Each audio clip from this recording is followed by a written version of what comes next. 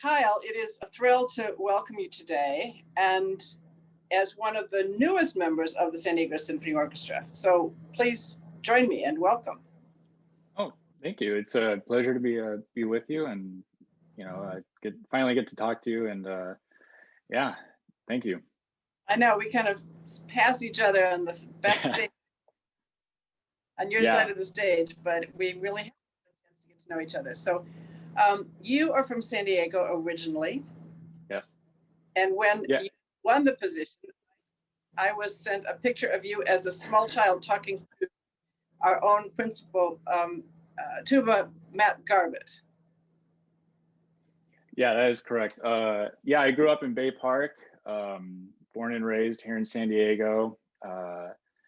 My mom, she took me, I was super young in that photo, like 4 or like pretty young. I don't really have much recollection of it, but my mom has that photo, and it's a pretty amazing, me like, probably yay big, and then there's Matt and like all these members of the orchestra, and all these years later to be amongst them as colleagues has just been truly surreal. So I mean, I'm been over the moon for a while.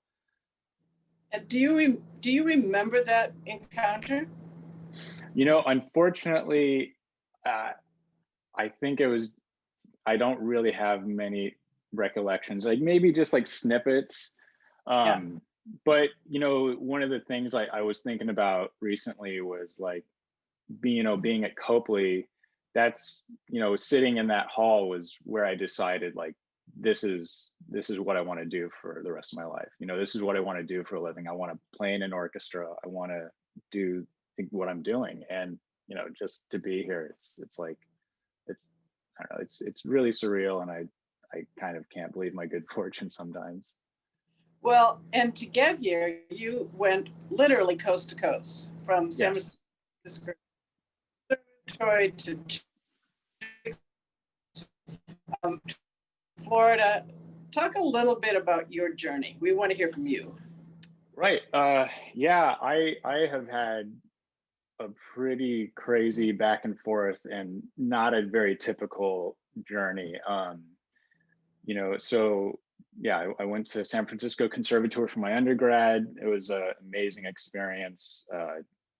Actually, that's where I first met Kyle Covington and Darby Hinshaw.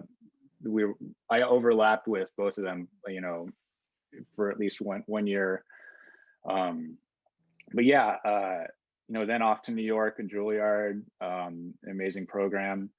And then actually right out of grad school, my former teacher, Mike Fellinger, the former bass trombonist, was retiring, and the stars kind of aligned that I was able to have a 1 year with the orchestra, and that was a really incredible experience, especially right out of school, and back home. And then they held the audition, and unfortunately it didn't work out for me then. And not gonna lie, I was pretty devastated, but you gotta get back up, and you have to get back to work. So then it was off to Utah for a year, where I got to play with the Utah Symphony for a season. That was another amazing experience. And then from there, Naples Philharmonic down in Florida, and that's really where my flying and traveling as a musician really started, because I would work in Naples, but I lived in New York City with my then girlfriend, now wife. So I mean, I would be flying a lot, and during that time in Naples, they would put all their out of town subs up in a hotel. So I took advantage of that. I even rented a little storage locker and kept a car in Naples, because that is not a public transit friendly town. So from there it was just keep taking auditions, and then I actually got to come back to Southern California because I won the position then with the Pacific Symphony up in Orange County. So that was a great little homecoming in itself. And then gosh, from there it was, then I stayed playing with Pacific, but then I moved back to New York to play 1 year with New York City Ballet. And during that time, I was also traveling between the two coasts, for Pacific, and then just all this work in New York. And so when I heard that San Diego had another opening for bass trombone, I was like, all right, like everything I got, just go for it. Like, no regrets, like just put everything you have towards it. And sort of, the short answer of how I got here, but it has not been a normal experience, that's for sure. But it's been great too, though.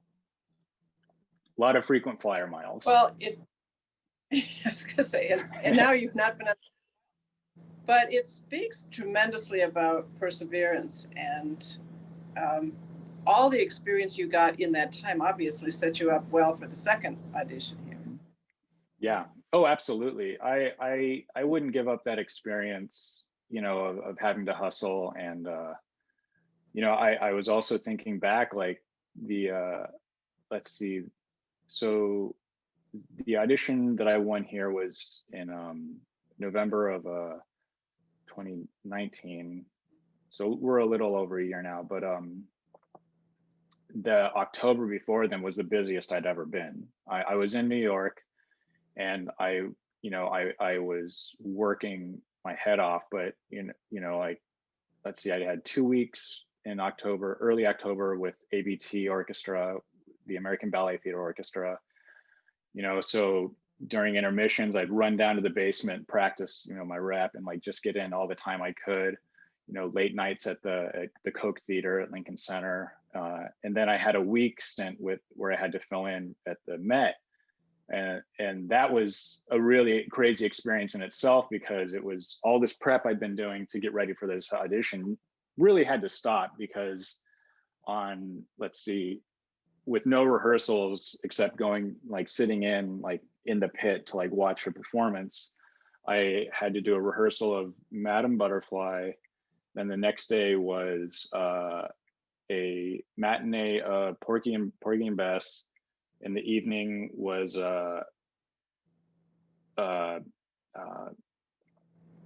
let's see, it was I think it was Macbeth, Rossini's Macbeth, I think. I have to double check that. I don't know. It's so much. And then the next evening was Manon, and then finished off with a matinee of Turandot. So I mean, like that weekend was just like, all right, here's the deep end, swim. And how I felt at the time too is like, all right, if I can nail these, that will do wonders for my confidence, if I can just do my best for this. And fortunately that went really well. And I think it really just sort of put those extra feathers in my cap to just like come in here and, do as well as I could. That change, it's amazing, the Met Orchestra, what they do, the schedule, and the Met Chorus for that matter too. Oh, it's incredible. It was, what I experienced in a long weekend is like, how you guys do this for how long? It was insane. It is insane, and a great orchestra.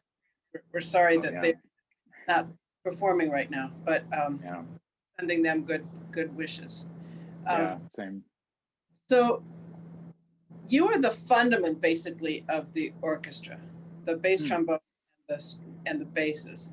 Talk a little bit about what that means musically. Okay.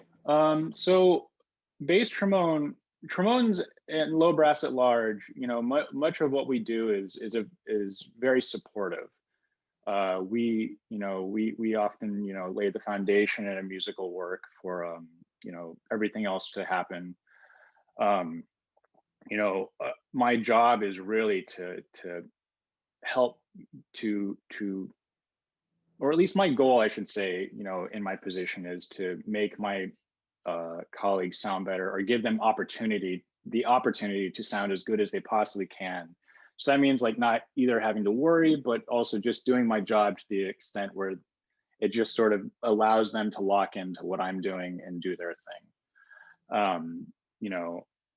But one of the great things about low brass is that when you know, the music does get dramatic, I mean, we are truly like a instrument of drama and importance in our own right at times. But you know, it's if a composer, you know, knows how to use us, you know, it can be used to great effect. I mean, you just have to look to Mahler symphonies or you know,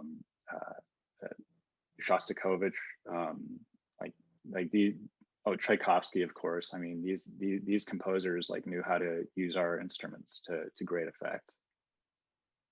And in movies as well. I mean, like, you know, if you watch any action movies, like it's low brass that are, you know, have such a prominent, you know, dramatic role usually. So what do they lead us toward? You majesty, grandeur, you mentioned already. Yeah. Foreboding. Oh, absolutely.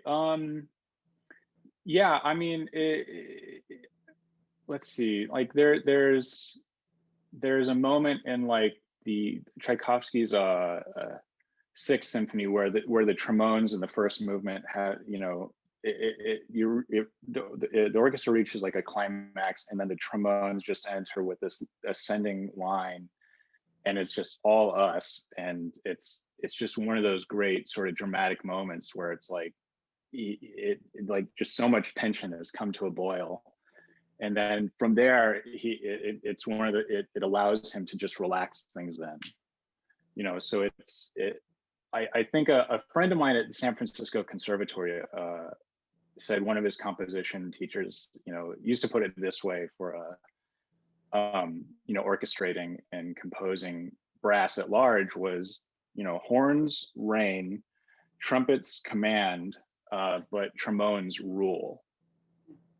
You know, that sort of sense of like just sort of dominance at times.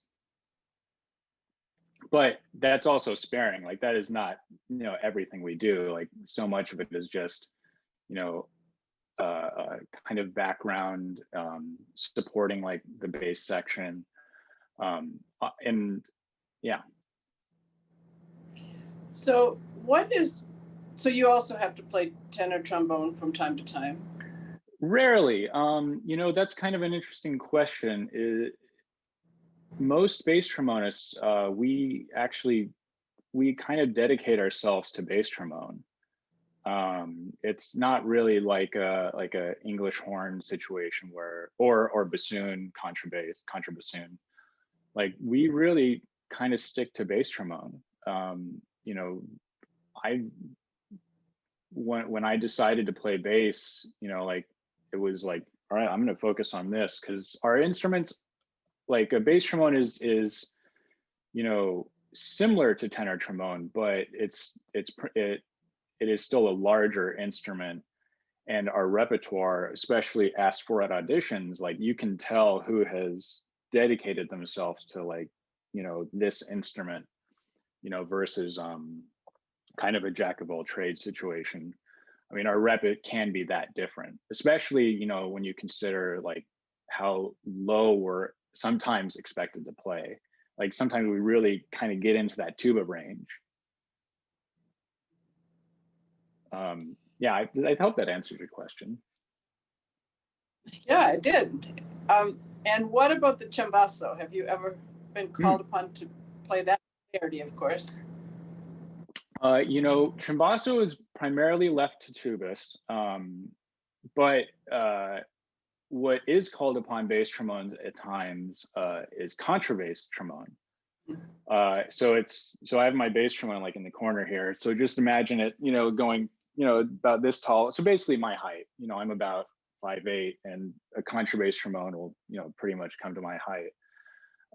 That is used extensively in Wagner. So, and not really cembasso. Like cembasso is kind of left to the Italian opera rep. But contrabass trombone was sort of viewed as the foundation of the trombone section, whereas tuba was sort of viewed as the foundation of like the horn and yeah, the horn sort of like sound. That's really fascinating. Tell us about your instrument. Oh, where is it?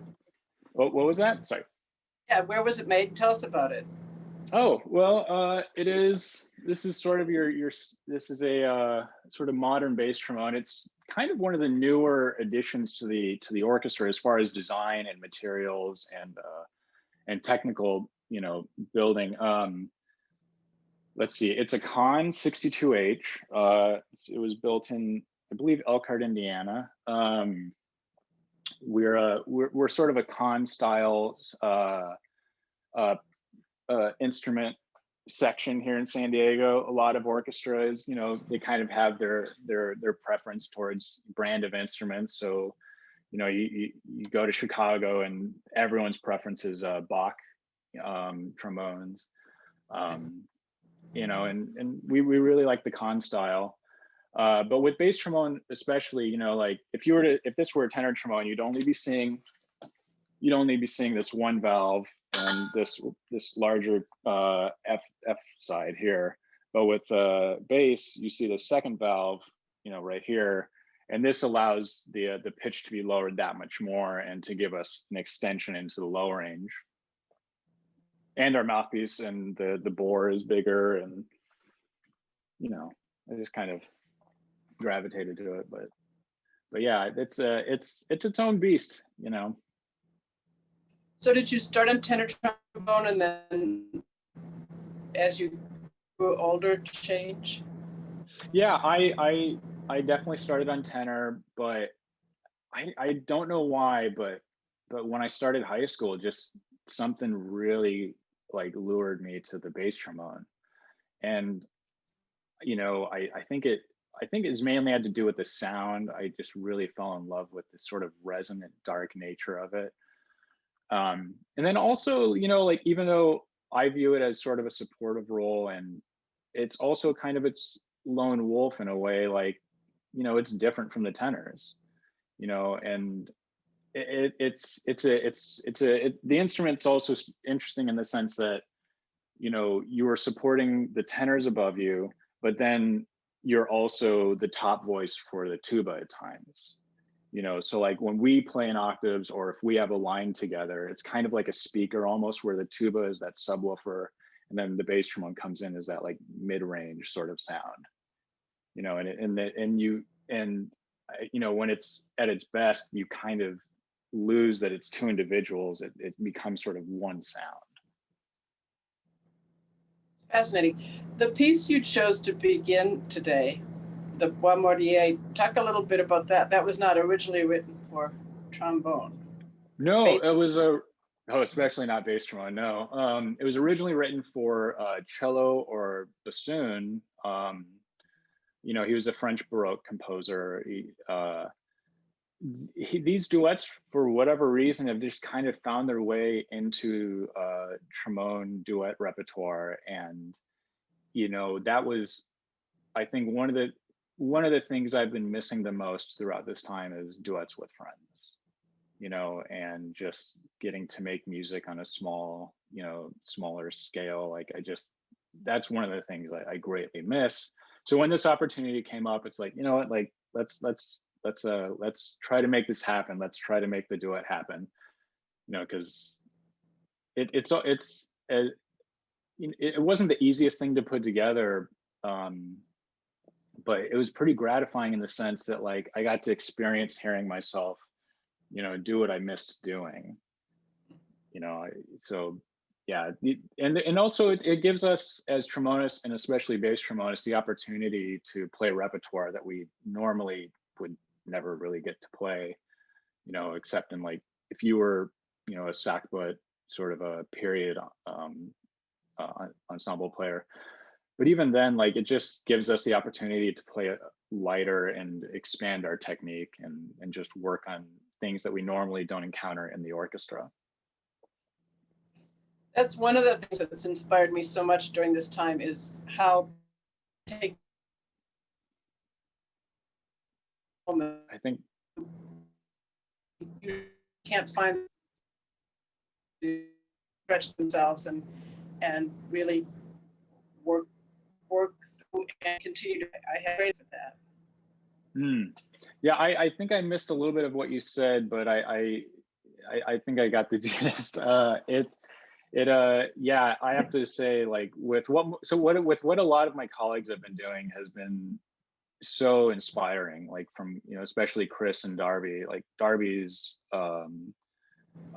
videos are just, they're insane. Like, and the quality is so incredible. So it's, like for me, it was like, all right, this is iMovie.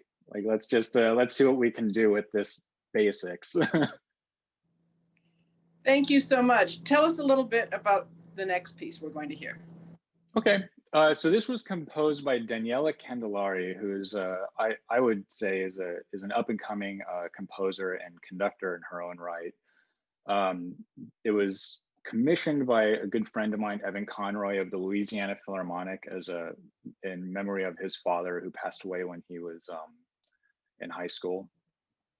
And it's 3 songs that are inspired by Irish folk tunes. And the idea is that these types of songs would be sung at fairs and rural gatherings. And these 3 in particular are the story of one individual's life. So the first song is sort of telling the story of youth, and from Daniela, like the sort of feeling behind it is really it's pub night. It's a good time. Like, there's no regrets. It's just sort of going for it.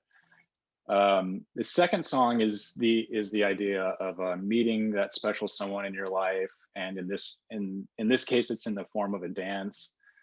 And then the third song is really, this is the one that sort of is the concept of saying goodbye. And in this case, for singing at these gatherings, it was to end the evening. But I think in this case, the context is more of like saying goodbye to a loved one in your life and trying to come to terms with that. Wonderful. Thank you. I look forward to hearing it, and thank you again, and welcome back to San Diego. Thank you. Back to your home. Yep. Thank you.